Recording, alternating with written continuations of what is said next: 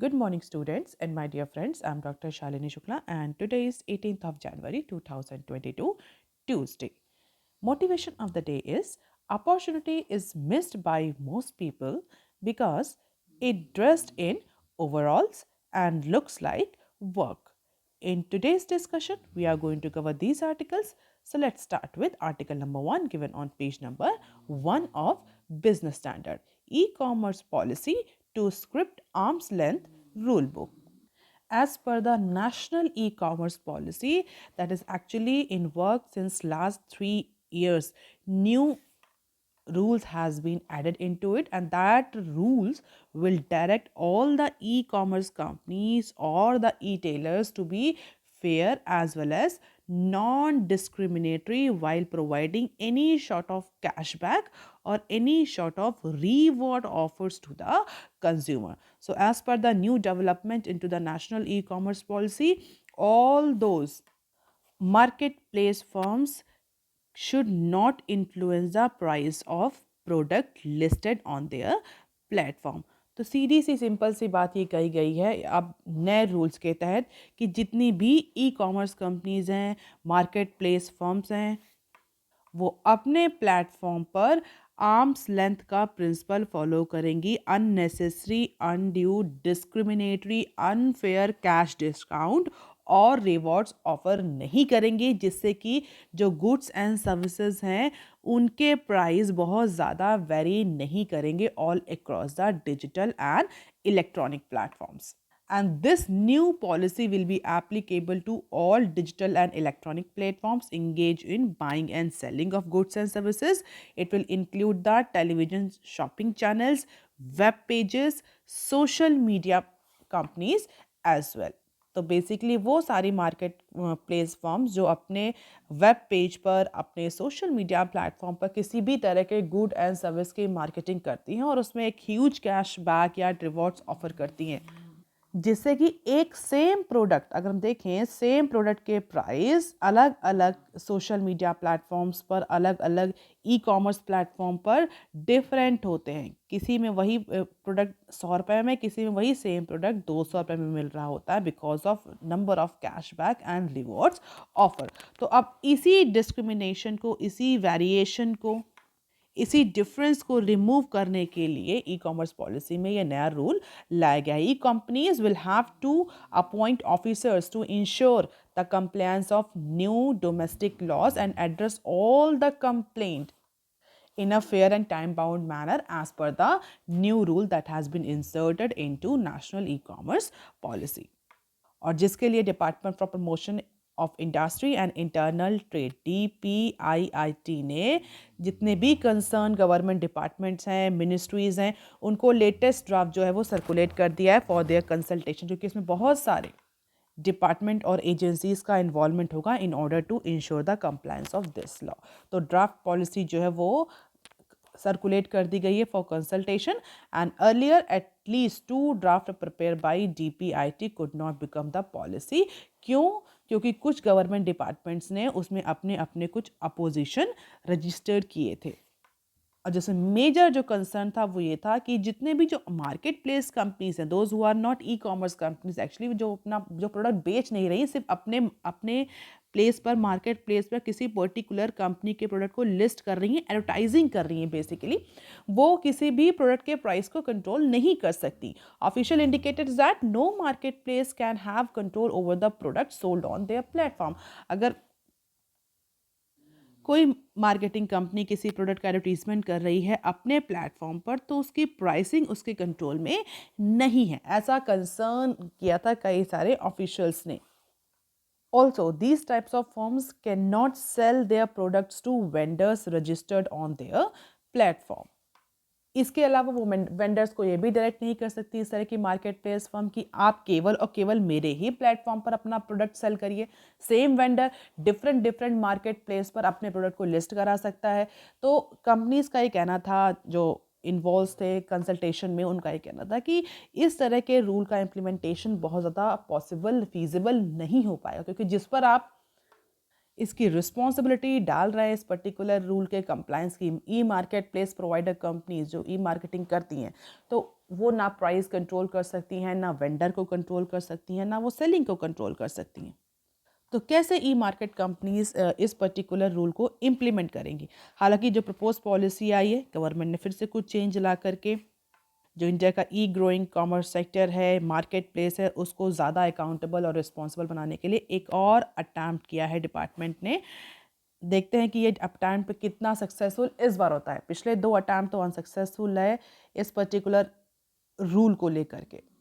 अब क्वेश्चन ये उठता है कि जब एक बार ऑलरेडी कई सारे डिपार्टमेंट्स ने, ऑफिशियल ने पिछली बार 2 अटैम्प्ट में इस पर्टिकुलर रूल को या ड्राफ्ट को ओके नहीं किया, then why these departments are actually DP IIT बार बार इसको अटैम्प्ट कर रहा है? क्योंकि एक्चुअली जो डोमेस्टिक ट्रेडर बॉडीज़ हैं, एसोसिएशंस हैं, रिप्रेजेंटेटिव बॉडीज़ हैं, वो कंटिन्यूसली गवर्नमेंट से डिमांड कर रही हैं कि जो ई मार्केट प्लेस फर्म्स हैं, ई कॉमर्स कंपनीज हैं, वो अननेसेसरी के डिस्काउंट्स देते हैं, डीप डिस्काउंट्स देते हैं अपने मार्केट प्लेस पर, अपने वेबसाइट पर, अपने सोशल मीडिया प्लेटफॉर्म्स पर, जिससे कि एक अनहेल्दी कंपटीशन जनरेट हो रहा है। डेफिनेटली इतना अमाउंट का डिस्काउंट वो डोमेस्टिक ट्रेडर या फिजिकल रिटेल स्टोर्स नहीं दे सकते जितना कि ई मार्केट कंपनीज दे रही, क्योंकि फॉरेन फंडेड ई टेलर्स हैं, इनके पास सफिशेंट अमाउंट में फंड है, तो they are distorting the market initially and once they will capture the market, retail market in India, they will increase the price substantially. तो ये कंज्यूमर के लिए भी लॉन्ग टर्म में अच्छा नहीं है और जो डोमेस्टिक ट्रेडर्स हैं उनके लिए भी ये अच्छा नहीं है। तो बहुत बार इस बात की कंप्लेंट आ रही थी। इसके अलावा जो डोमेस्टिक ट्रेडर एसोसिएशंस हैं, बॉडीज़ हैं, रिप्रेजेंटेटिव बॉडीज़ हैं, उनका ये कहना है कि कुछ सेलर्स ऐसे भी हैं जिनको प्रेफरेंशियल ट्रीटमेंट मिलता है मार्केट प्लेस में अपने प्रोडक्ट को रजिस्टर करने के लिए, और उनके प्रोडक्ट ज़्यादा फ्लैश करते हैं in comparison to other traders, other sellers. तो इस तरह की डिस्क्रिमिनेटरी पॉलिसीज़ यूज़ करती हैं e market firms companies, e commerce companies, social media companies, जिससे कि एक अनहेल्दी कंपटीशन जनरेट हो रहा है। और इसी को लेकर के बार बार कंप्लेंट गवर्नमेंट के पास जाती है। तो गवर्नमेंट कई बार कई सारे रूल्स एंड रेगुलेशन से इस अनहेल्दी ट्रीटमेंट को, अनफेयर ट्रेड प्रैक्टिसेस को रिमूव करने की कोशिश करती है।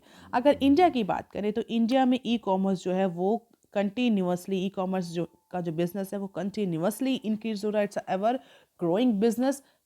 और जिस स्पीड में ई कॉमर्स बिजनेस बढ़ रहा है उसको देखते हुए ईजिली कहा जा सकता है कि आगे आने वाले टाइम में जो डोमेस्टिक ट्रेडर्स हैं, फिजिकल रिटेल स्टोर्स हैं, उनका बहुत ज़्यादा रोल नहीं रह जाएगा। And that is why it is very apt, it is very important for the government to regulate all these e-commerce companies, social media companies, e-marketplace providers in order to ensure the consumer interest as well as the other participant interest. So all these are in works. E-tailers may have to appoint officers for looking into this matter of price discrimination or cash rewards or cashback offers. Apart from it, government can ask any e-commerce companies or e-commerce firms to produce information for better policy formulation. So consultation भी continuously चल रहा है। जो department of internal trade and promotion है, that is currently holding number of interministerial consultations on propose policy. Let us see how this particular policies actually get implemented. अब देख लेते हैं article number 2 that is given on page number 4। Budget could push for private investment in public infrastructure. If you remember, we have discussed about the budget and government capital expenditure before 2 और 3 days एगो, जहाँ पर हमने ये discuss किया था कि जो अपकमिंग बजट है यानी फाइनेंशियल ईयर 23 का बजट है, उसमें गवर्नमेंट अपने कैपिटल एक्सपेंडिचर, सेंट्रल गवर्नमेंट और यूनियन में increase their capital expenditure more specifically for infrastructure.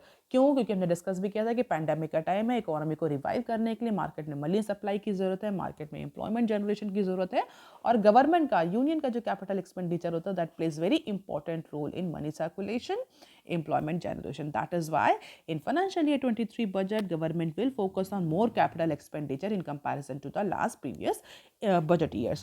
इसके अलावा आज के बजट में, आज के न्यूज़पेपर में इस बात को डिस्कस किया गया है, apart from increasing the government expenditure, government capital expenditure, this time union budget may bring a number of provisions to boost the private sector participation in infrastructure project. किसी भी इकोनॉमी के लिए गवर्नमेंट एक्सपेंडिचर के अलावा private sector का expenditure भी बहुत important होता है डिमांड को बूस्ट करने के लिए, एम्प्लॉयमेंट जनरेशन करने के लिए। क्यों? क्योंकि गवर्नमेंट के पास एक लिमिटेड अमाउंट का रिसोर्स होता है और उसमें बहुत सारे एलोकेशंस उसको करने होते हैं। प्रायोरिटी गवर्नमेंट की सोशल सेक्टर पर ज़्यादा होती है, तो इसीलिए गवर्नमेंट कई बार प्राइवेट सेक्टर को इन्वाइट करती है, उन्हें फैसिलिटेट करती है, उनसे कोऑर्डिनेट करती है कि वो भी अपने जो कैपिटल एक्सपेंडिचर के प्लान हैं वो एग्जीक्यूट करें।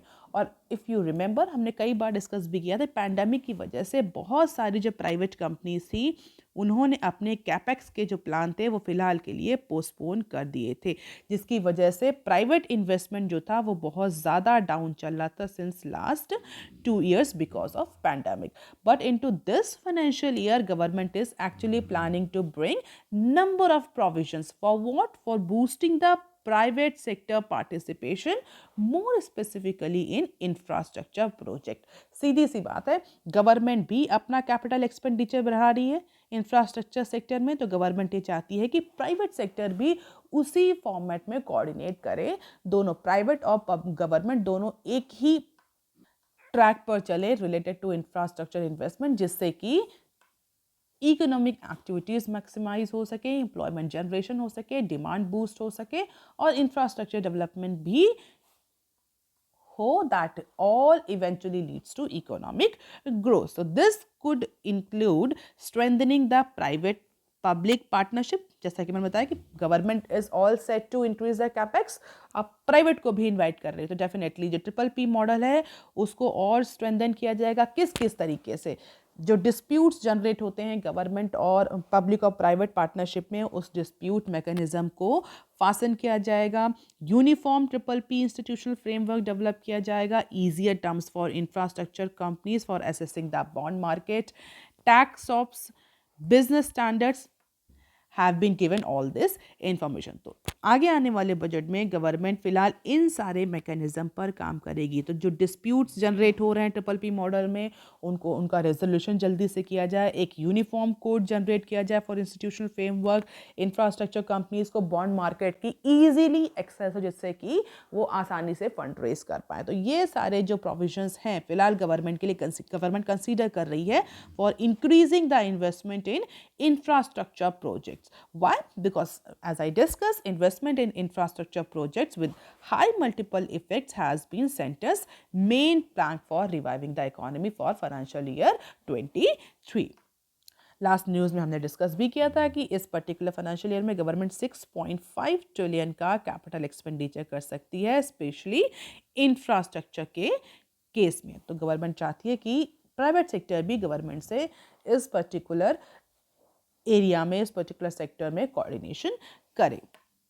While the center will take the lead through increased public investment, it would also want the private to boost the capital expenditure plans and capacity, जो कि बहुत टाइम से 2 साल से जब से पैंडेमिक आया है वो पोस्टपोन पड़े हुए हैं। तो अब गवर्नमेंट जो है वो प्राइवेट सेक्टर को फैसिलिटेट करेगी, वो अपने पोस्टपोन जो प्लान हैं कैपेक्स के उनको एग्जीक्यूट करे। So these are the few key points related to infrastructure boost in upcoming financial year 23 budget. इसके अलावा center may also give fertilizer subsidy worth rupees 1.4 trillion. आज के बिजनेस स्टैंडर्ड में एग्रीकल्चर सेक्टर पर government का जो stand है upcoming budget में, उस पर कुछ न्यूज़ डिस्कस करी गई हैं। तो मैं फ़िलहाल के लिए उन सारी न्यूज़ को कंबाइन कर रही हूँ एक ही कॉलम में। तो इस बार एग्रीकल्चर सेक्टर को लेकर के गवर्नमेंट कुछ फर्टिलाइज़र सब्सिडी को भी इंक्रीज़ करने जा रही है। India is likely to earmark nearly $19 billion in federal budget to compensate the federal fertiliser companies. तो अप्रॉक्सीमेटली 1.4 ट्रिलियन का एलोकेशन होने वाला है for fertiliser subsidy in agriculture sector. इससे क्या होगा? इससे फार्मर्स को मार्केट प्राइस से कम रेट पर फर्टिलाइज़र मिलेंगे। और अगर एग्रीकल्चर सेक्टर की बात करी जाए तो throughout the pandemic period agriculture sector has performed substantially.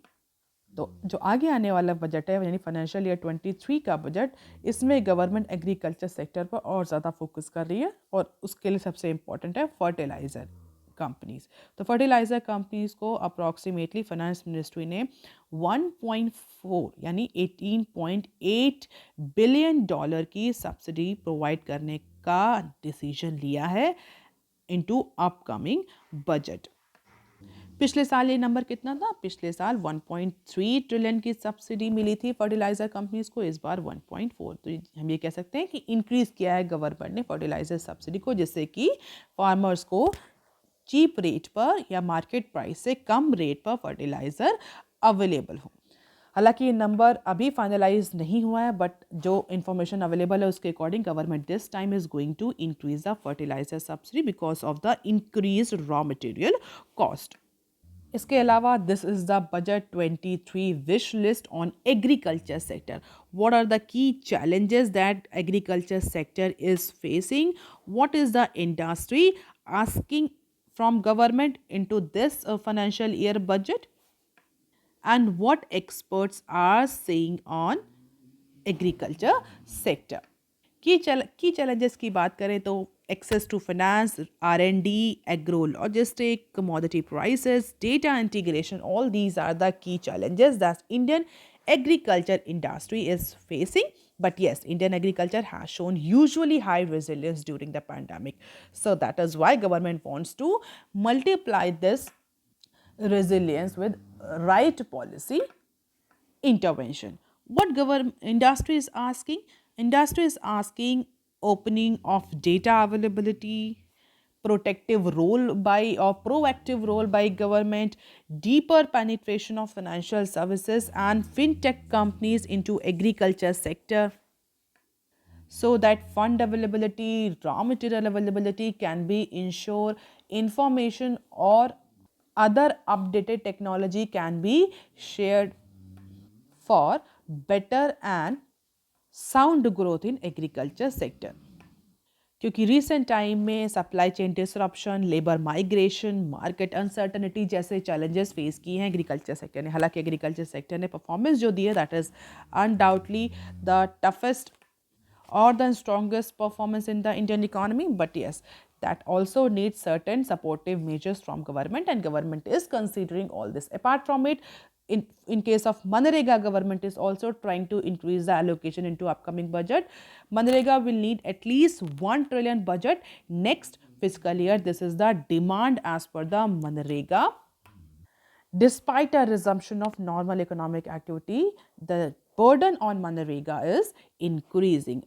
आपको पता होगा, अगर आप थोड़ा सा भी इकोनॉमी से अवेयर हैं, तो रिवर्स लेबर माइग्रेशन देखने को मिला था पैंडेमिक की फर्स्ट वेव से लेकर के, और ऐसा नहीं कि ये अब कम हो गया। पैंडेमिक की फर्स्ट वेव से लेकर के अभी तक रिवर्स माइग्रेशन भी कह सकते हैं कुछ क्वांटम में चल रहा है, जिसकी वजह से मनरेगा पर जो बर्डन आया था वो बहुत ज़्यादा आया था, क्योंकि पीपल जो नेटिव लेबर्स थे वो अपने अपने नेटिव प्लेस पर पहुंच गए थे और वहाँ पर वो डिमांड कर रहे थे गवर्नमेंट से under MNREGA scheme for jobs, जिसकी वजह से पैंडेमिक के ड्यूरेशन में मनरेगा पर बहुत ज़्यादा बर्डन आया था और गवर्नमेंट पर अनड्यू प्रेशर भी था कि इस पर एलोकेशन इंक्रीज किया जाए। So continue strong demand for मनरेगा despite a redemption of economic activity has seen from the latest data. This is the latest data, household demanding work, why? Because of the large numbers of the labours migrated to their native place and because of uncertainty they do not want to go back to their work stations और their work place. और मनरेगा को लेकर के एक बहुत common सा argument है that against the front loading Manrega budget is that it is the demand driven scheme. As and when the demand arises, center fund is so that wages are not kept pending for so long. तो government को कुछ extra allocation भी मनरेगा पर करने पड़ेंगे just to have the cushion for demand driven scheme that will depend on the extent of pandemic as well as the reverse labor migration. तो मनरेगा के लिए एटलीस्ट 1 ट्रिलियन का बजटरी एलोकेशन होना चाहिए।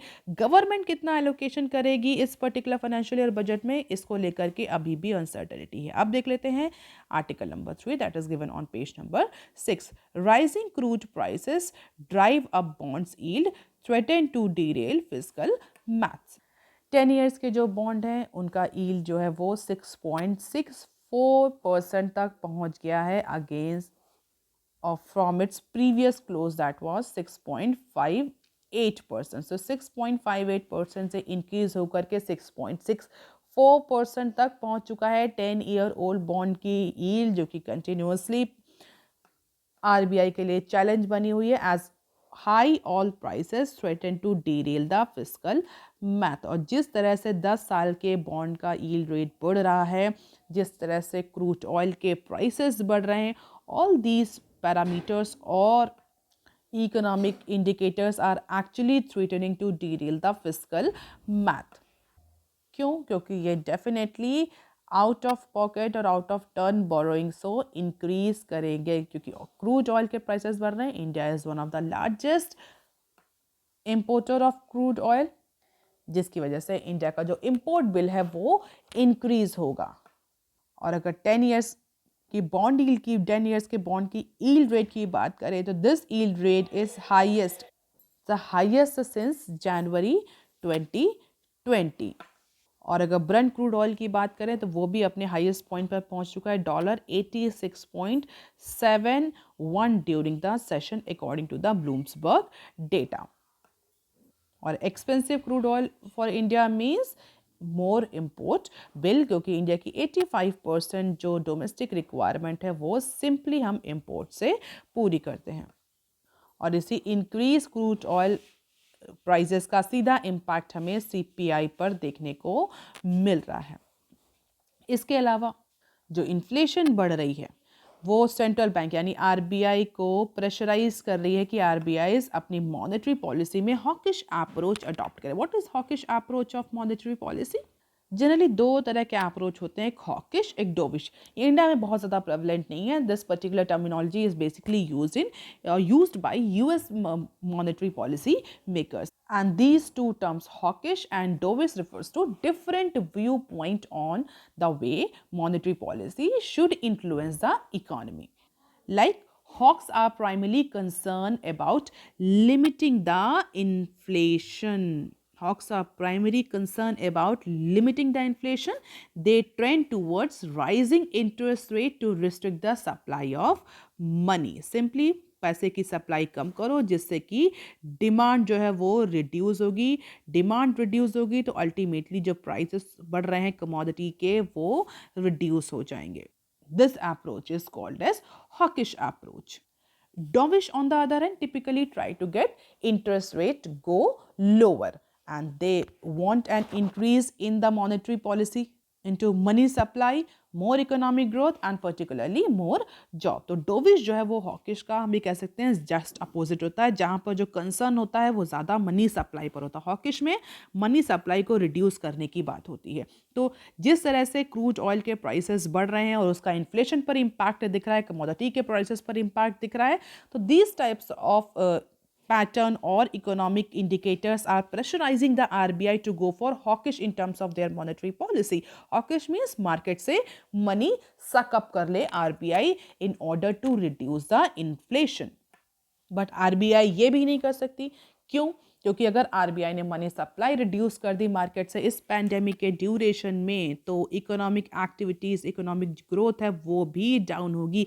As number of time I have discuss, there is a trade off, always there is a trade off between economic growth and inflation, क्योंकि जैसे जैसे economic growth होगी जीडीपी बढ़ेगी, इन्फ्लेशन भी बढ़ेगी। अगर आरबीआई ने मार्केट से मनी सप्लाई रिड्यूस किया, हॉकिश पॉलिसी को अडॉप्ट किया और मनी सप्लाई रिड्यूस किया, तो definitely there will be no money in the market. If there is no money there will be no loan available for the companies, there will be no demand और economy जो है वो फिर से down turn की situation में आ जाएगी। तो आरबीआई पर दो साइड से प्रेशर है, इन्फ्लेशन भी बढ़ रही है because of the increasing commodity prices, because of the increasing crude oil prices, because of the other international factors.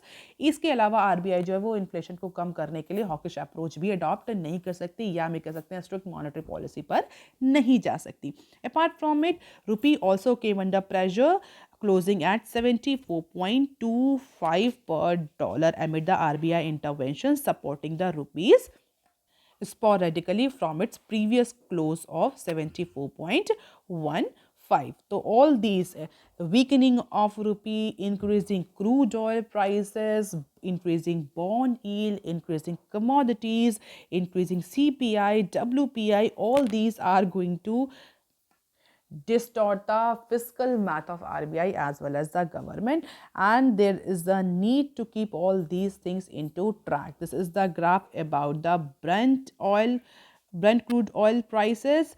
This is the graph about the rupee under pressure, and this is the India's G security 10 years bond, उसको लेकर के graph है, और तीनों ही indicator फिलहाल India की economy के सपोर्ट में नहीं है। अब देख लेते हैं some other news clips. Economic activity stay strong RBI का ये कहना है कि ओमिक्रॉन को लेकर के जो एंटिसिपेशन किया जा रहा था कि it may leads to the third wave of pandemic into the country, ऐसा नहीं है। It is just like a flood then a wave, जिसकी वजह से इतना इम्पैक्ट इंडिया पर नहीं देखने को मिलेगा, इंडिया पर स्पेसिफिकली इंडिया की इकोनॉमी पर देखने को नहीं मिलेगा ओमिक्रॉन का। Indian economy could rebound to pre pandemic level as per the RBI's recent report on state of economic that has been published on Monday.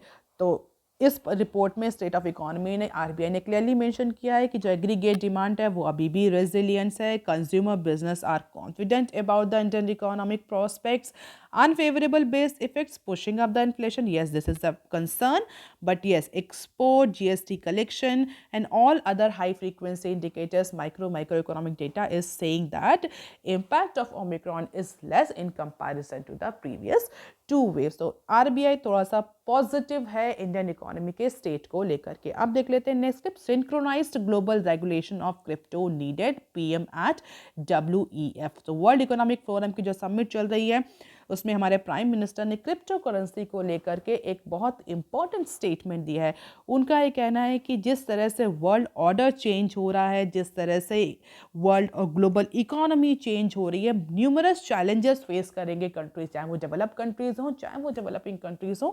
आगे आने वाले टाइम में जो चैलेंजेस है वो मल्टीप्लाई होंगे because of the number of distorting factor, जिसमें crypto जो है, जो ब्लॉकचेन टेक्नोलॉजी है, क्रिप्टो करेंसी है, is one of the biggest challenge, और जिसके लिए एक सिंक्रोनाइज्ड ग्लोबल रेगुलेशन की ज़रूरत है क्रिप्टो को रेगुलेट करने के लिए। इंडिया जबकि अपने स्टांस पर क्लियर नहीं हो पा रहा, क्रिप्टो बिल को भी लेकर के बहुत ज़्यादा क्लैरिफिकेशन नहीं है, और कब तक क्रिप्टो का बिल आएगा ये भी बहुत ज़्यादा क्लैरिटी नहीं है। बट जो हमारे प्राइम मिनिस्टर हैं उन्होंने मंडे को वर्ल्ड को कॉल किया है कि there is a need for synchronized global action by each and every country of the world to regulate the cryptocurrency।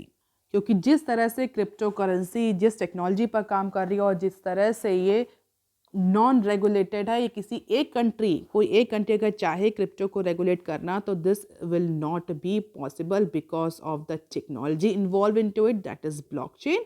और जिस तरह से अनरेगुलेटेड है इसका इम्पैक्ट भी बहुत पॉजिटिव नहीं पड़ेगा, तो regulation is required. Apart from discussing on cryptocurrency, Prime Minister has also called for the reforms in MNCs functioning and multilateral organizations such as IMF and world bank. तो इनकी functioning को लेकर भी रिफॉर्म्स के लिए कॉल किया हमारे prime minister. हालांकि कौन कितनी सुनता है that is another point of concern, लेकिन इंडिया और कुछ अदर डेवलपिंग कंट्रीज़ हमेशा से कई टाइम से IMF और अदर जो मल्टीलैटरल ऑर्गेनाइजेशंस हैं उनमें रिफॉर्म्स की बात कर रहे हैं, चाहे वो IMF हो, चाहे वो वर्ल्ड बैंक हो, चाहे वो UN ही क्यों ना हो। लेकिन बहुत ज़्यादा अटेंशन इस पर्टिकुलर पॉइंट ऑफ व्यू को कभी नहीं मिला मल्टीलैटरल ऑर्गेनाइजेशंस के किसी भी फोरम में, किसी भी समिट में। अब देख लेते हैं नेक्स्ट क्लिप।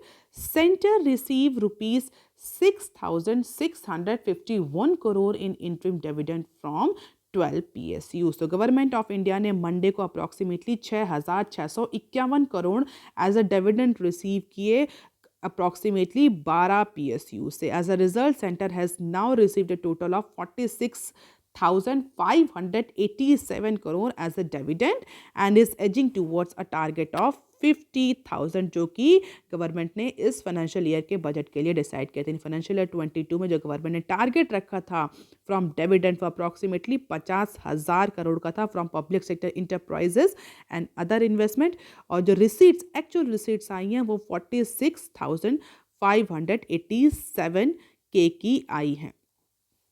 और अगर कॉन्ट्रीब्यूटर्स की बात करी जाए तो power grid corporation of India ने सबसे ज़्यादा डिविडेंड दिया, अप्रॉक्सीमेटली 2,506 2,500 करोड़ का डिविडेंड जो है वो केवल और केवल power grid corporation of India ने दिया है, followed by national mineral development corporation and nuclear power corporation. तो इन तीन ऑर्गेनाइजेशंस ने सबसे ज़्यादा डिविडेंड पे किया है for this financial year budget. Why we are discussing this news? Because this news discuss the or reflects the relevance of government receipts and role of public sector undertaking into it. अब देख लेते हैं next clip. At 8.1% China growth hits a decade high risk mount. कल की news में हमने discuss किया था कि Q4 में चाइना की जो इकोनॉमिक ग्रोथ है वो पिछले 18 महीनों में सबसे लो होने वाली है. लेकिन अगर ओवरऑल ग्रोथ की बात करी जाए more specifically for financial year 21 तो चाइना की जो ग्रोथ है वो 8.5% रही as per the recent data. China's economic rebound in financial year 21 with its best growth in the decades and helped by the robust export that are the sign that momentum is slowing on weakening consumption and property downturn. तो जो China में फिलहाल के लिए property downturn आया था, consumption week हुआ था, इसके अलावा जो एंटी चाइना सेंटीमेंट्स डेवलप हुए थे वर्ल्ड लेवल पे वो भी अब सब्सिडाइज हो रहे हैं. चाइना ये जो डेटा क्लियरली इंडिकेट कर रहा है कि जो चाइना की जो ग्रोथ रिबाउंड हुआ है फाइनेंशियल ईयर 21 में that is strong in last 1 decade.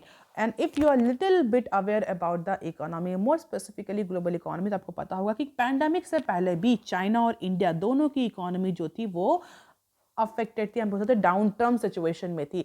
Pandemic के बाद वो सिचुएशन और ज़्यादा वर्स्ट हो गई, लेकिन पैंडेमिक से पहले भी दोनों ही कंट्रीज, चाहे वो इंडिया हो चाइना, दोनों की इकोनॉमी बहुत ज़्यादा स्ट्रॉन्ग या रेजिलियंट फॉर्मेट में नहीं चल रही थी.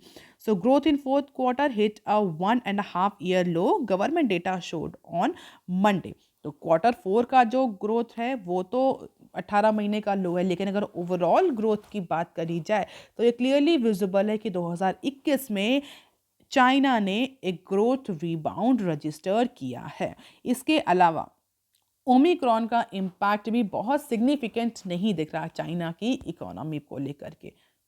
अब एक्चुअल इम्पैक्ट कितना पड़ेगा ओमिक्रॉन का चाइना जैसी इकोनॉमी पर, क्योंकि चाइना की इकोनॉमी कैसे मूव कर रही है इसका बहुत इंडिकेट करता है लॉन्ग टर्म प्रॉस्पेक्ट कि इंडिया की इकोनॉमी भी कैसे मूव करेगी amid this pandemic.